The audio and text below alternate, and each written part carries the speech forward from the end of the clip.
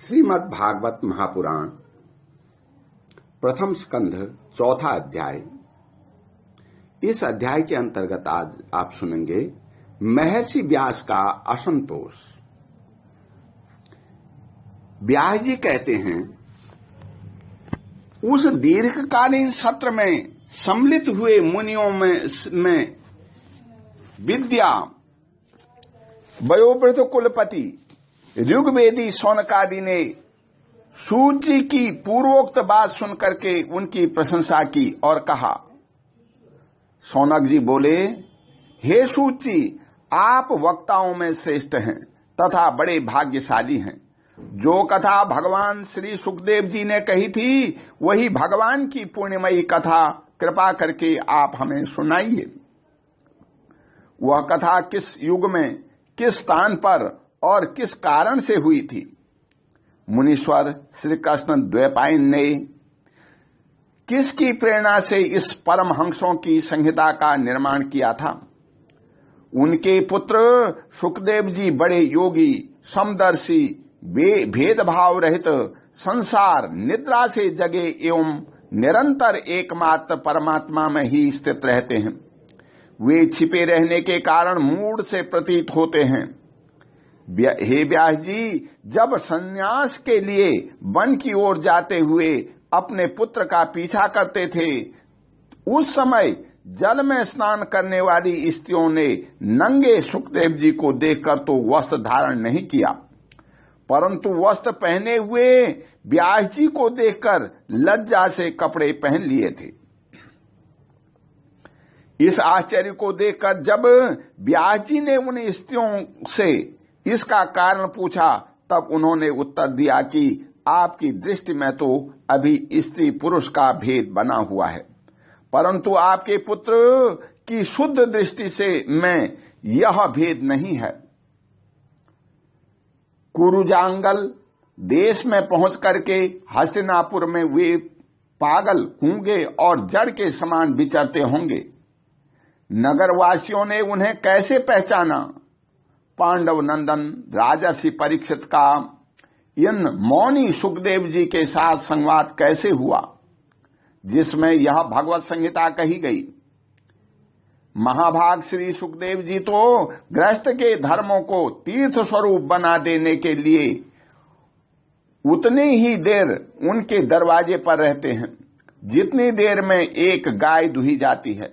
हे सूत जी, हमने सुना है कि अभिमन्यु नंदन परीक्षित भगवान के बड़े प्रेमी भक्त थे। उनके अत्यंत आश्चर्यमय जन्म और कर्मों का भी वर्णन कीजिए।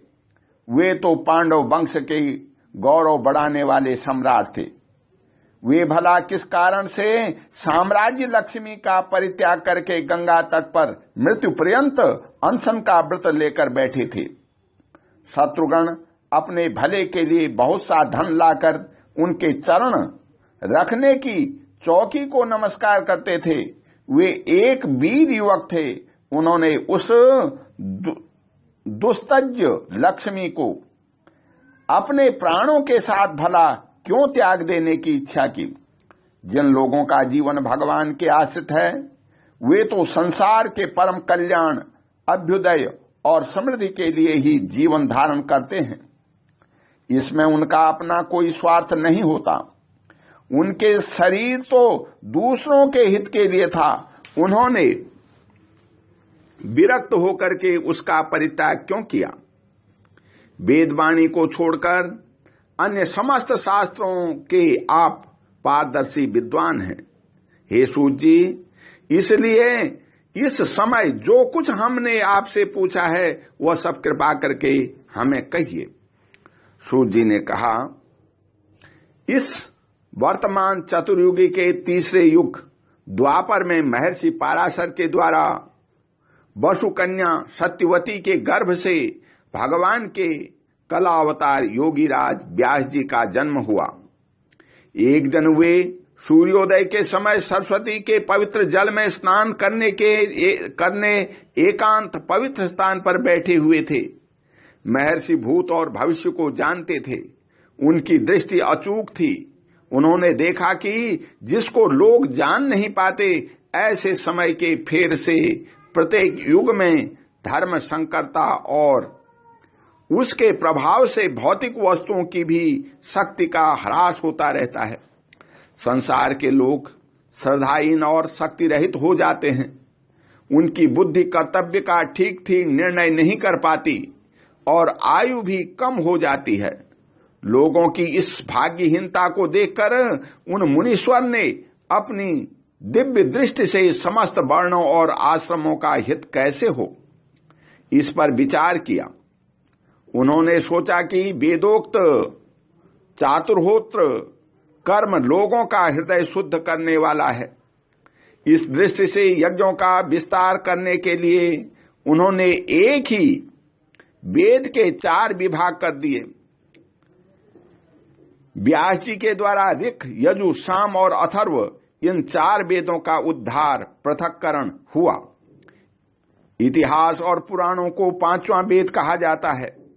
इनमें से ऋग्वेद के पैल, सामगान के विद्वान जैमिनी और यजुर्वेद के एकमात्र स्नातक वैशंपायन हुए।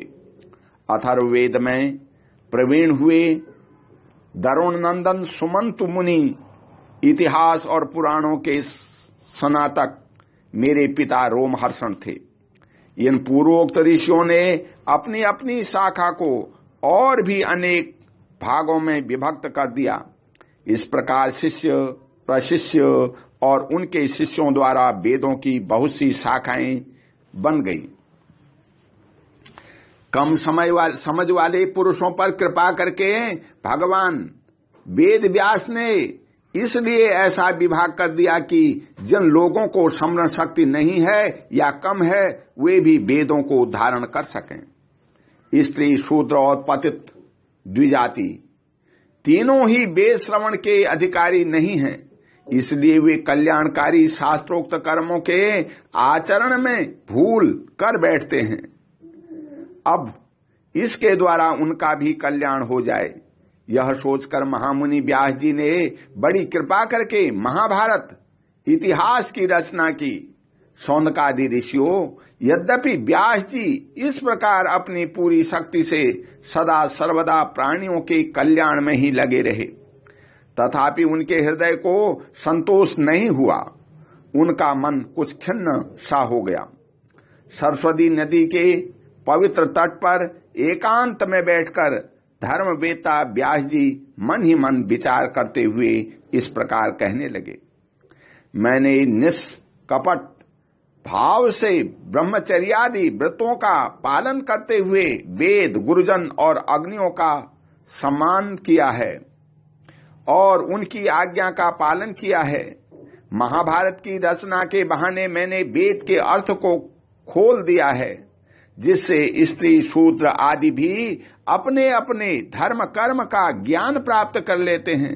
यद्यपि मैं ब्रह्म तेज से संपन्न एवं समर्थ हूं, तथापि मेरा हृदय कुछ अपूर्ण काम सा जान पड़ता है।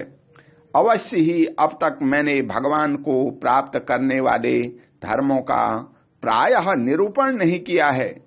वे ही धर्म परमहंसों के प्रिय हैं और वे ही भगवान को भी प्रिय हैं। हो न हो मेरी अपूर्णता का यही कारण है। श्री कृष्ण द्वैपायन व्यास इस प्रकार अपने को अपूर्ण सा मानकर जब खिन्न हो गए थे, उसी समय पूर्वोक्त आश्रम पर देवर्षि नारद जी आ पहुंचे। उन्हें आया देख व्यास जी तुरंत खड़े हो गए।